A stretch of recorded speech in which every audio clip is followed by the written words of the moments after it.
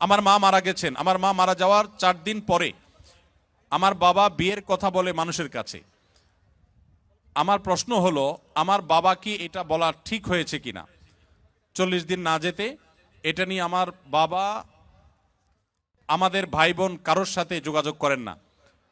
দেখুন, কারোর স্ত্রী মারা গেলে তিনি যদি 3 দিন 4 দিন 5 দিন পর বিয়ে করেন বা বিবাহের কথা বলেন, এটা শরিয়ার দৃষ্টিকোণ থেকে দোষের কিছু না। আমাদের দেশে অনেক বাবা আছেন যে স্ত্রী হারা হয়ে গেছেন, কুলাঙ্গার ছেলে মেয়েরা বাবার প্রয়োজন আছে বিয়ে করার, তারপরে বিয়ে করায় না। কেন বিয়ে করায় না? কারণ বিয়ে করালে সেখানে যদি আরেক সন্তান হয় তারা সম্পদের ভাগ পাবে, আরেকজনকে মা ডাকতে হবে। এর চাইতে অমানুষ সন্তান আরেকটা হতে পারে না। আপনি যদি বাবার সুসন্তান হয়ে থাকেন তাহলে মনে রাখবেন, মানুষের বৃদ্ধ বয়সে কথা বলার জন্য একটা মানুষের প্রয়োজন হয়, একান্ত আলাপের জন্য একটা মানুষের প্রয়োজন হয়। তখন আপনি আপনার বাবাকে দেখে শুনে যদি ভালো একজন স্ত্রী জীবন সঙ্গিনীর ব্যবস্থা করে দেন, বিয়ের উদ্যোগ নেন, আপনি আসলে সুসন্তান এবং বাবার মতো দায়িত্বশীল। আমাদের দেশে বেশিরভাগ সন্তানরাই, বেশিরভাগ ছেলেমেয়েরাই বাবা মার দ্বিতীয় বিয়ে হোক, বাবার দ্বিতীয় বিয়ে, মায়ের, এমনকি মাও যদি বাবা হারা হন, অর্থাৎ স্বামী হারা হন, অর্থাৎ আপনার বাবাকে হারিয়ে ফেলেন, তাহলে তাকেও আপনার চেষ্টা করা উচিত যে কোনো না কোনোভাবে যদি তার বিবাহের প্রয়োজন হয়, সন্তানরা উচিত তাকে বুঝিয়ে, মায়েরা সাধারণত বিবাহ বসতে চায় না, তার প্রয়োজন থাকলে তারও বিবাহ দেওয়ার উদ্যোগ নেওয়া উচিত। আর বাবার ক্ষেত্রে সন্তানরা অনেক বেশি অ্যাগ্রেসিভ থাকে, বিবাহ দিতে চায় না, তো এটা উচিত না।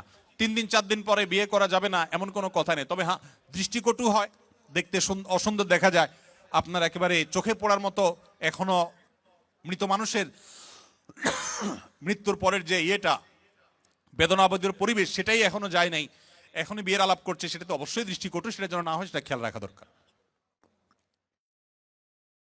তবে মৌলিকভাবে এটা কোনো দোষের বিষয় না যে স্ত্রী মারা যাওয়ার পরপরই সে বিয়ের কথা বলেছে। 40 দিন পরে বিয়ে করতে হবে এমন কোনো কথা না। তবে হ্যাঁ, মেয়েদের বেলায় স্বামী মারা যাওয়ার পর 4 মাস 10 দিন পর তাকে অন্যত্র বিয়ে বসতে হবে। মেয়েদের বেলায় এটা কেন?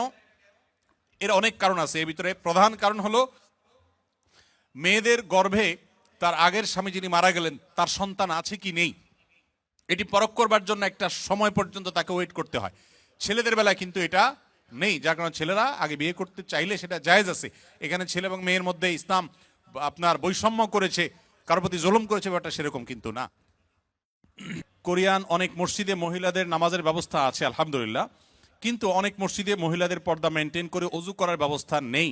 সেক্ষেত্রে তায়াম্মুম করে নামাজ পড়া যাবে কি না? উত্তর হলো না, কোনো অবস্থাতেই তায়াম্মুম করে বোন আমার আপনি নামাজ পড়তে পারবেন না। যতক্ষণ পর্যন্ত পানি আছে এবং পানি ব্যবহার করবার সুযোগ আছে ততক্ষণ পর্যন্ত আপনাকে পানি দিয়েই ওযু করে নামাজ পড়তে হবে।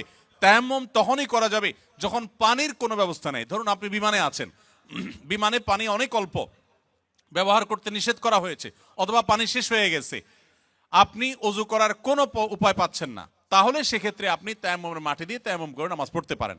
কিন্তু পানি আছে, কোনো যুক্তিতে আপনি পানি ছেড়ে তায়াম্মুমে আসতে পারবেন না। বোনরা যারা আছেন এমন কোনো পরিবেশে আছেন যে পর্দার সাথে আপনি ওযু করতে পারবেন না, তো যতটুকু সম্ভব ততটুকু পর্দার মধ্যে থেকে করবেন, একটু সাইডে গিয়ে করবেন, কোনা কাঞ্চিতে গিয়ে দাঁড়াবেন যাতে মানুষ না দেখে, যতটুকু সম্ভব ততটুকু করবেন। তারপর আপনাকে ওযু করতে হবে, কারণ লা তুকবালু সালাতুন মিন গায়রি তুহুর, নবী সাল্লাল্লাহু আলাইহি সাল্লাম বলেছেন, পবিত্রতা অর্জন করা ছাড়া কোনো নামাজ কবুল হবে না আল্লাহর কাছে। আস-সুন্নাহ ফাউন্ডেশন, উম্মার স্বার্থে সুন্নাহর সাথে।